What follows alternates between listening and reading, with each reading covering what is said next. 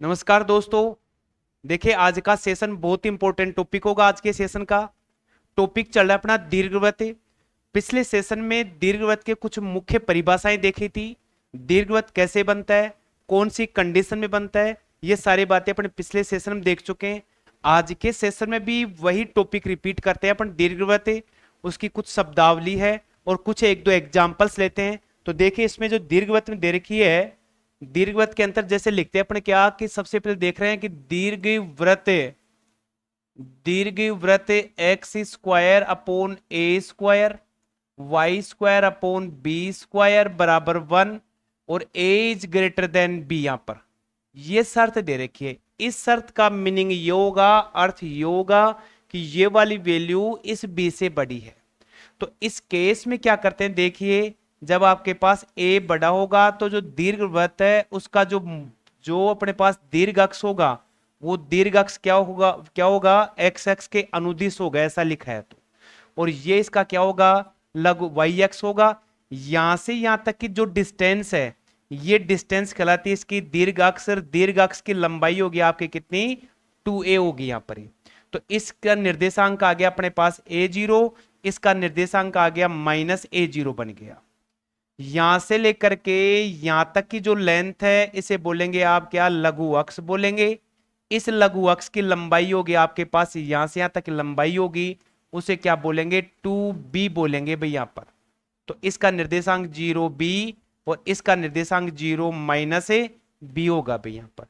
इस दीर्घवृत्त में ये जो दो फिक्स पॉइंट होते हैं उन फिक्स्ड पॉइंटों को बोलते हैं दीर्घवृत्त की नाभि बोलते हैं। और किसी दीर्घवृत्त की नाभि उसके दीर्घ अक्ष के ऊपर स्थित होती है।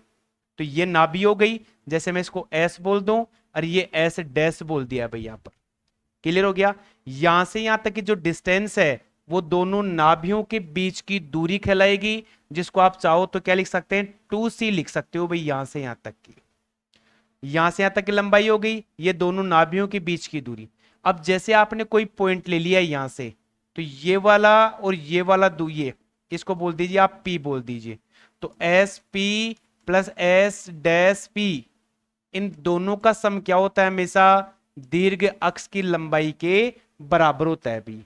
एक इसमें देखने वाली बात यह आती है कि क्या होता है, देखिए कि जब H square is equal A B होगा, अपने पास जो कोनिक सेक्शन होगा तो वो किसको दर्शाता है, परवलय को दर्शाता है अभी। H square less than A B होगा वो दीर्घवृत्त होगा। एच स्क्वायर लेस देन क्या होगा, ग्रेटर देन होगा, तो वो क्या होगा, अति परवलय होगा। ऐसे ही इसमें एक होती है क्या, उत्केंद्रता, जिसको बोलते हैं इसेंट्रिसिटी। यदि ई की वैल्यू 1 होगी तो वो परवलय को रिप्रेजेंट करेगी, जो आज के सेशन में देखेंगे।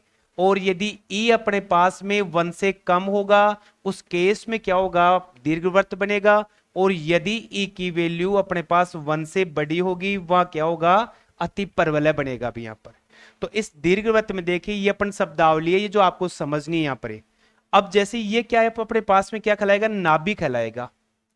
और यहां से जैसे मैं ये लाइनें से खींचता हूं, ये लीजिए लाइनें से खींचूंगा तो ये कहलाते हैं द्विकोटि बोलते हैं, डबल ओरिएंट बोलते हैं इसको यहां पर, द्विकोटि बोलते हैं इसको यहां पर, द्विकोटि।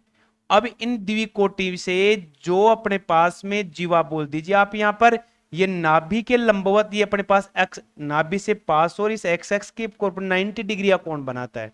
तो मैं उससे बोलूंगा नाभि लंबी जीवा कहते हैं भाई यहां पर। उस नाभि लंब जीवा का फॉर्मूला क्या होगा, 2b² अपॉन ए यहां पर। यानी जो इसमें छोटा होगा ना उसको यहां लिखा जाता है यहां पर, ये नाभि लंब जीवा कहलाता है यहां पर। इसके बाद क्या करते हैं कि जो अपने पास में इस जो ई है अपने पास में, ई की वैल्यू निकालने का फॉर्मूला क्या होगा, सी अपॉन ए होता है अभी यहां पर। अभी अपन मालूम करेंगे सी कैसे निकालेंगे, ए कैसे निकालेंगे, और ये सारी वैल्यू चेक करेंगे। ये जो नाभि होती है इस नाभि का निर्देशांक यहां लिख दूंगा मैं a0, इधर लिखूंगा -a0।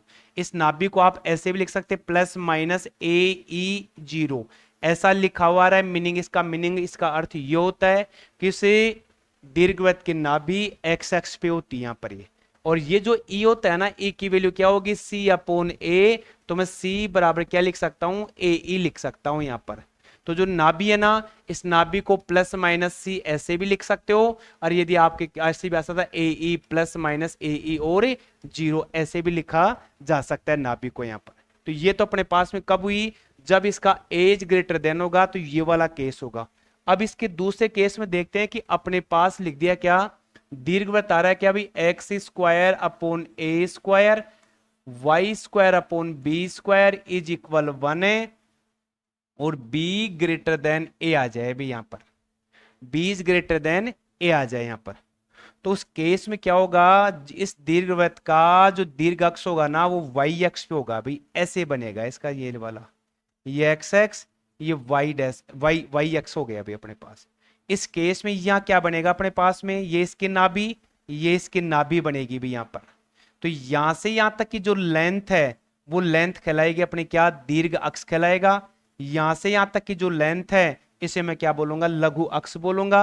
वही दोनों नाभियों के बीच की दूरी 2c होगी, सारे सेम होंगे। बट यहां पर जो ये वाली डिस्टेंस इसे बोलेंगे क्या बोलेंगे, नाभि लंब जीवा, ये कहलाएगी नाभि लंबे जीवा कहलाएगी ऐसे यहां पर। तो उसमें नाभि लंब जीवा क्या थी, 2b स्क्वायर अपॉन ए। ये कब होगा, जब आपके पास x square upon A square Y square upon B square is equal 1 है, a's greater than 0, a's greater than b होगा।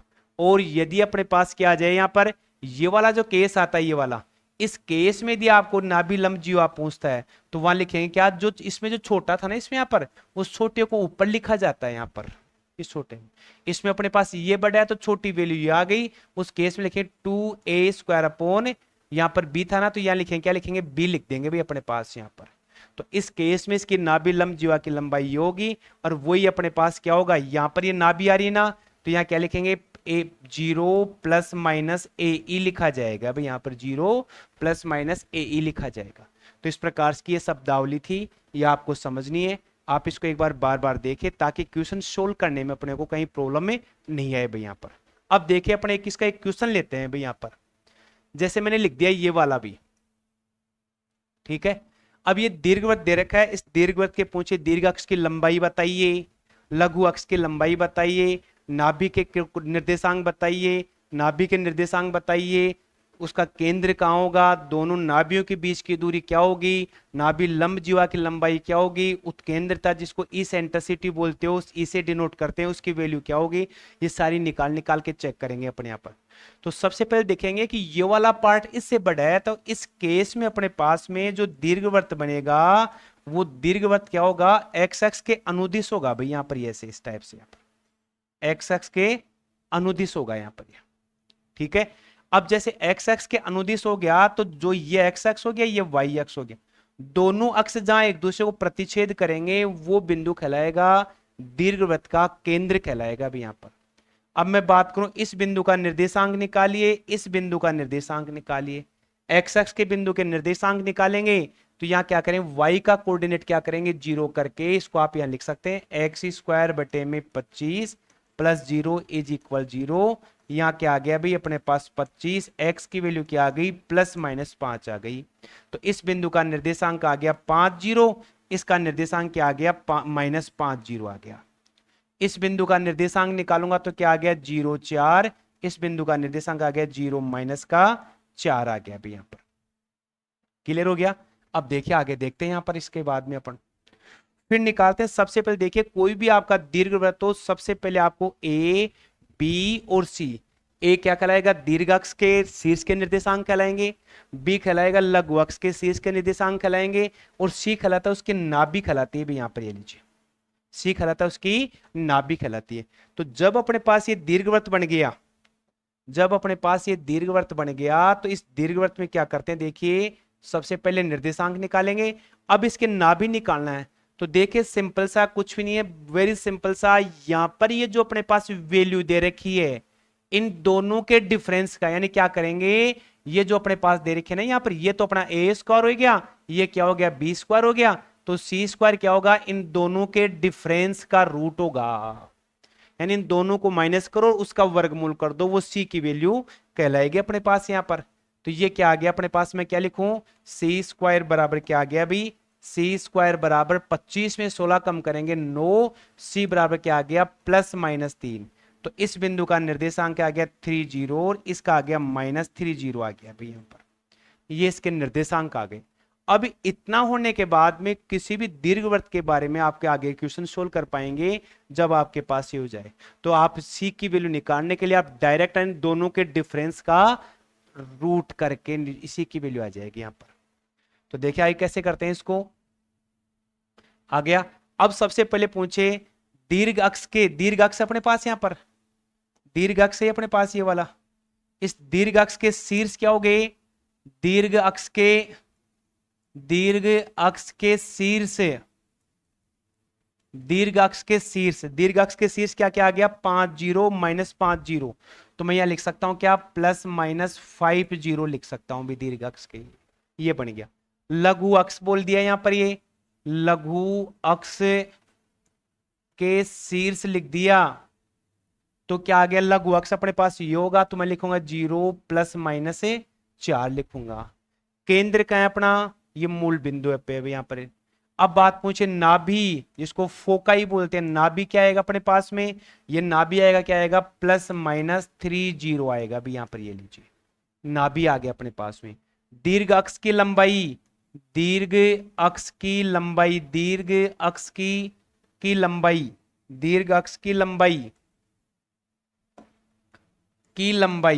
लंबाई क्या होती है भाई यहां पर, इसकी लंबाई 2a होती है दीर्घ अक्ष की, यहां से यहां तक की। तो a की वैल्यू कितनी है 5 है, कितनी आ गई 10 आ गई। लघु अक्ष की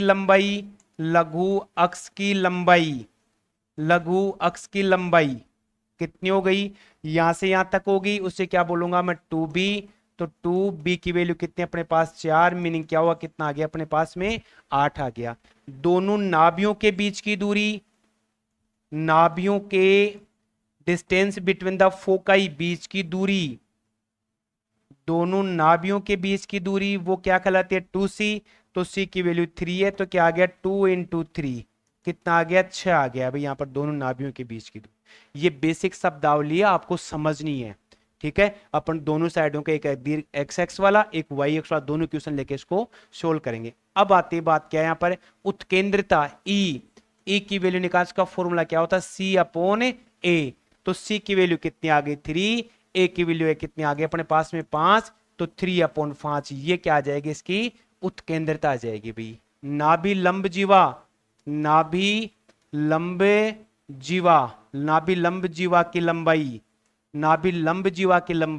नाभि लंब अपने पास ये इस प्रकार से होगी भाई यहां पर ये, ठीक है। जब ऐसा होगा तो इसमें छोटे वाला क्या लिखेंगे ऊपर लिखेंगे, तो आता है क्या 2b² तो 2b² की वैल्यू 16, a की वैल्यू कितने अपने पास में 5 यहां पर, तो क्या आ जाएगी 32 और नीचे कितना 5, ये अपने पास क्या आ जाएगी नाभि लंब जीवा की लंबाई आ जाएगी भाई यहाँ पर। क्लियर हो गया। तो ये अपने पास दीर्घवृत्त के अपने पास ऐसे थे यहाँ पर। अब दूसरा देखते हैं क्या, यदि अपने पास दीर्घवृत्त अपने पास y अक्ष का आ गया, उस केस में इसको कैसे लिखेंगे वो देखते हैं भाई अपने पास। देखिए जैसे मैंने दीर्घवृत्त ऐसा लिख दिया है भाई यहाँ पर, इस दीर्घवृत्त के वही नाभि निकाले, नाभि लंब जीवा की लंबाई वगैरह वगैरह अलग अलग पूछता है। तो इस केस में क्या करते हैं अपने पास ये वाला बड़ा है अपने पास में, तो यहाँ इसका डायग्राम बनेगा क्या अपने पास, इसका जो कर्व बनेगा वक्र बनेगा वो इस टाइप से बनेगा अभी यहाँ पर, ये लीजिए ठीक है। ये x ये y। तो सबसे पहले इनके निर्देशांक निकालेंगे आप यहाँ पर। तो अभी ये y अक्ष पे जा रहा है तो ये निर्देशांक बन गया 0 4, यहाँ 0-4 बन गया, यहाँ बन गया 0 3, यहाँ बन गया 0-3 बन गया। नाभि यहाँ पर स्थित होंगी तो इसकी नाभि क्या होगी, इन दोनों का डिफरेंस 16 में से 9 कम करो 7, 7 का वर्गमूल क्या आएगा √7। तो मैं लिखूंगा क्या 0√7 लिख दिया, यह लिख दिया 0-√7 लिख दिया। ये आ गया अपने पास में क्या नाभि आ गई। ये क्या आ गया केंद्र आ गया अपने पास यहाँ पर, ये क्या आ गया केंद्र आ गया। अब यहाँ से आप तरह तरह की जो भी आपको वैल्यू पूछता है ना, जैसे सबसे सवाल वही उठता है दीर्घ अक्ष की लंबाई यहाँ से यहाँ तक की दीर्घ अक्ष की लंबाई, लघु अक्ष की लंबाई यहाँ से लघु अक्ष की लंबाई बन गई अभी अपने पास यहाँ पे, यहाँ से लघु अक्ष की लंबाई बन गई। ये अपने पास नाभि आ गई, दोनों नाभियों के बीच की डिस्टेंस वो क्या कहलाएगी 2c कहलाएगी अपने पास यहाँ पर। क्लियर हो गया। दीर्घ अक्ष हो गया, लघु अक्ष हो गया, और अपन पूछे यहाँ पर दीर्घ अक्ष की लंबाई जैसे यहां से आता गई ना, तो ये क्या हो जाएगी 2a, ये 2a, ये क्या हो जाएगी 2b, ये क्या हो जाएगी 2c हो जाएगी। अब निकालते से क्या नाभि लंब जीवा, ये इसकी नाभि लंब जीवा और ये इसकी नाभि लंबे जीवा बन गई भी अपने पास यहाँ पर, ये इसकी नाभि लंब जीवा। तो इस केस में ये वाला इसका ए बट जो छोटा होता है ना उसको ऊपर लिखते हैं भाई यहाँ पर, तो 2b स्क्वायर अपॉन ए, तो 2 इंटू 9 अपॉन ए की वैल्यू 16, ये कैंसिल हो गया, 9/2 क्या आ गया नाभि लंब जीवा की लंबाई बन गई अपने पास यहाँ पर, 9/2 क्या बन गई नाभि लंब जीवा की लंबाई बन चुकी। तो देखिए आज के सेशन में ये शब्दावली पढ़ चुके हैं। अब आगे के सेशन में पढ़ेंगे क्या, जो दीर्घवृत्त उसका मानक समीकरण। मानक समीकरण तो अपने पास यही होते हैं, देखिए इनको आप प्रूव करना चाहें तो कर सकते हैं, Y square upon B square is equal 1 है, या ए इज ग्रेटर देन बीरो, और दूसरा आता है एक्स स्क्वायर अपॉन ए स्क्वायर, या लिख दूं मैं बी इज ग्रेटर देन ए। यहां पर दो अलग अलग केस में बनते हैं यहाँ पर। तो जहां जिसकी ये बड़ा है तो एक्स एक्स पे बनेगा, ये बी बड़ा है तो वाई एक्स पे जाएगा। तो ये इसके मानक समीकरण कहलाते हैं भाई, ये वाले इसके, ये सारे के सारे क्या कहलाते हैं इसके मानक समीकरण कहलाते हैं। आज के बाद जो नेक्स्ट सेशन होगा अपना नेक्स्ट क्लास होगी, वो नेक्स्ट क्लास में क्या करेंगे, दीर्घवृत्त के मानक समीकरण और इसका व्यापक समीकरण देखेंगे, और फिर बाद में इसके जो विभिन्न प्रकार की स्थितियां दे रखी हैं कि सरल रेखा और उसके बीच में क्या क्या चलेगा, ऐसे इसके बाद में यहाँ पर देखते रहेंगे। यहाँ पर क्लियर हो गया। तो देखिए आज के सेशन केवल इतना रखेंगे, ये जो दे रखा अपने पास टॉपिक है, इस टॉपिक में जो ये वाला केस आता है तो उस केस में अपने पास दीर्घवृत्त ऐसा बनेगा, और ये वाला आता है तो वाई एक्स के अनुदिश बनेगा। ठीक है, तो नेक्स्ट सेशन में देखिए अपने क्या करेंगे, दीर्घ अक्ष के जो मानक समीकरण और व्यापक समीकरण नेक्स्ट सेशन देखेंगे। तब तक के लिए थैंक्स यहाँ पर।